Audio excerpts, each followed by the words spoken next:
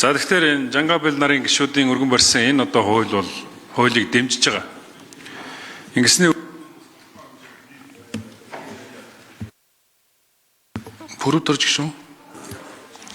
За Жангабил гишүүн нарын өргөн барьсан энэ хуулийг дэмжиж байгаа. Ингэсний үр дүнд ялангуяа одоо баруун бүсэд Улаанбаатар ургадгүй, үйлдвэр байхгүй энэ бүс нутгийн иргэд хямдхан одоо гурил хэрэглэх ийм одоо боломжийг нээж өгч байгаа.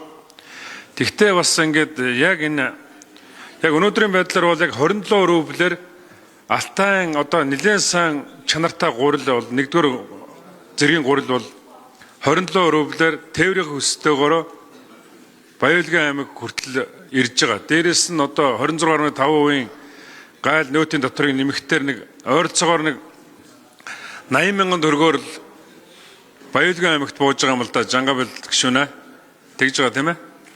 Гэтэл өнөөдөр тэнд 115,000 төгрөгөөр ард иргэдэд борлуулж байгаа. 120,000-аар. Тэ ашиг нь бүр ингээд 50,000 бүр 40%-аас илүү гараад явчихж байгаа байхгүй юу? 50%-аас илүү гараад явчихж байгаа. Тэгээ энэ дээр ямар асуудал байна гэхээр энэ яамнаас өгдөг энэ импортын зөвшөөрөл гэдэг юм авилгалд байгаад байгаа юм биш үстэй. Энээс болоод гурилын үн өсөд байгаа юм биш үстэй. Импортын зөвшөөрөл гэдэг энэ зүйл чинь ерөөсөө тэр хөдөөнөөс ирж нэг тийм болохгүй бүтэхгүй л гэдэг ингээд буцаадаг ийм нэг зүйл болцсон. Тэрнээс нь болоод энэ гурилын үн өсөд байгаа юм биш үстэй гэдэг ийм л хардлага төрөөд байгаа юм л да. Альсвал одоо тэр бизнес эрхэлж байгаа хүмүүс тэр ард түмнээ одоо 50% ашиг хийж ингэж одоо өндөр үнэтэй гурил борлуулдаг ийм хоёр зүйл байж. Тэгээ энэ дээр одоо тэр импортын зөвшөөрлийг яаж өгж байгаа ямар учраас олгодгүй. Яагаад одоо чөлөөтэй болгодгүй. Энэ талаар бас тодорхой хариултыг авъя гэж бодож байна. Тэгээ хэрвээ одоо энэ гайлын татварыг тэглэхдээ 15% татвар багасна. Ингэсэн тохиолдолд бол гурил бол 70,000 төгрөгөөр Баялгийн аймагт одоо бүх зардлаа төлөө 70,000 төгрөгөөр ирэх боломжтой. Тэгэхээр энэ импортын зөвшөөрлөнтрийн асуудалгүй болгосон тохиолдолд бол нэг ард иргэдтэй нэг манай бизнес эрхлэгч нар нэг жоохон бахан шиг одоо ашиг хийгээд одоо борлуулаач гэдэг ийм л одоо зүйлийг хэлмээр байна. Ягаад гэвэл энэ төр засгаас бол энэ татварыг багасгах энэ одоо ажлуудыг бол тодорхой хэмжээр хийж байна. Гишүүн санаачлаа хийж байна. Жангабилд бас баярлалаа.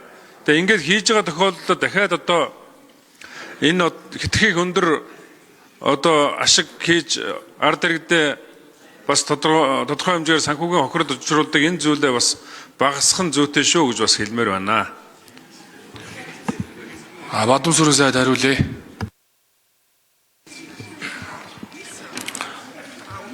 Өнөөдөр энэ одоо тогтоолыг улсын хурд эцлэн батлвал эх 7 хоногт засгийн газарт эрх өгөх тухай тогтоолын төслийг бид өргөн мэдүүлээ. Тэгээд маш хурдан хугацаанд энийг батлуулаад ингээд засгийн газарт эрх олгогдсны одоо дараа бол яг таны хэлдгээр Пүрүтэрч даргын хэлдгээр энэ одоо үн буурах энэ нөхцөл бүрэн бүрдэнэ. Өөрөөр хэлбэл одоо бол 15% гурилын татвар 5% одоо тэжээлийн импортын татвар байгаа. Импортын мэдэгдлийн хувьд бол манай ургамал хамгааллын газраас буюу одоо яамны харийн агентлагаас одоо засгийн газрын агентлагаас олгогддог.